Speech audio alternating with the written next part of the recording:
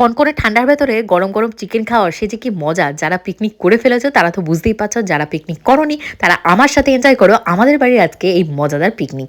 সকাল থেকে কিন্তু অনেক আয়োজন শুরু হয়ে গেছে, তাই নিয়ে পরবর্তী ব্লগে সাজাবো। বাট আজকের ব্লগে তোমাদেরকে দেখাবো আজকে কি কি রান্নাবান্না হলো, কারণ এত এত কমেন্ট আছে প্রিয়াঙ্কা দি মেনু কি মেনু কি।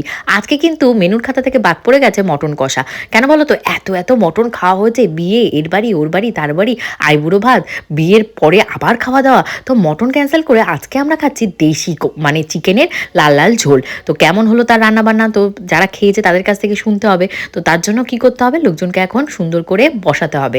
বসার ব্যবস্থা কিন্তু করা হয়েছিল এই যে বাঙালি স্টাইলে, বাবু হয়ে বসো আর পেট ভরে খাও। তো এখানে 3টে শাড়ি মায়ের কাছ থেকে ছিনিয়ে নিয়ে এসেছি, 3টে শাড়ি বসিয়ে দেওয়া হয়েছে। মোটামুটি এক এক ব্যাচে ওই ধরো 10জন থেকে 20জন মতন তো বসতেই পারছিল। তো চলো, এখানে কিন্তু ভাজা হচ্ছে আমুদি মাছের ফ্রাই। আমুদি মাছটা গরম গরম খেতে যতটা ভালো ছিল, মানে ঠান্ডা ঠান্ডা খেতে ততাধিক জঘন্য ছিল। আমি একটা পিসও গরম গরম খেতে পারিনি, এখন একটু আঙ্গুল কামড়াচ্ছি। কাশ আমি তখন যদি জোর করে খেয়ে নিতাম 2 পিস আমুদি মাছ, তাহলে কিন্তু আমার রসনা তৃপ্তিটা হয়ে যেত। এখন লিটিল গোল্ড বায়না ধরেছে ও খেতে বসে যাবে। তো ওকে কিন্তু আজকে ফার্স্ট টাইম একা একা হাতে খাওয়ার জন্য ছেড়ে দিয়েছি।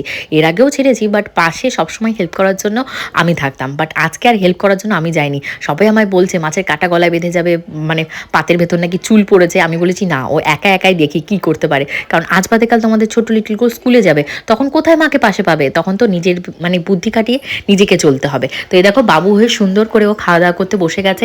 বারবারই কিন্তু আমাকে ডাকছে ডাকছে, আর মা হয়ে ওর ডাকে সাড়া না দিয়ে থাকতে পারি। তো তাড়াতাড়ি করে এসে ধমকে বকে ওকে এখন বলছি তাড়াতাড়ি করে খাও। ও চিংড়ি মাছ খেতে এত পছন্দ করে এত পছন্দ করে, কি বলবো, দুটো চিংড়ি মাছ খেয়ে নিয়েছে। আর এই চিংড়ি মাছটা কিন্তু তোমাদের গোপুচন্দ্র কিনে নিয়ে এসছে কোন একটা ভেড়ি থেকে, ভীষণই ফ্রেশ ছিল এবং টাটকা ছিল। যারা খেয়েছে প্রত্যেকেই ভালো বলেছে।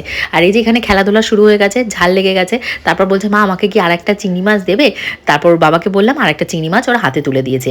এইটা কিন্তু তোমাদের সাথে আমি একটা আধা আধুরি ব্লগ শেয়ার করছি তাড়াহুড়ো করে, কারণ তোমরা এত কোয়ারিজ করছো কেমন হলো পিকনিক কেমন হলো পিকনিক। পিকনিক ভীষণই ভালো হয়েছে। পরবর্তী ব্লগে একদম সকাল থেকে রাত্রির পর্যন্ত পিকনিকে কী কী হলো তাই নিয়ে সাজাবো। সবাই কিন্তু পেজটাকে ফলো করে দিও মজাদার আরও ব্লগ পাওয়ার জন্য। আজকের মতন যাই, বাই।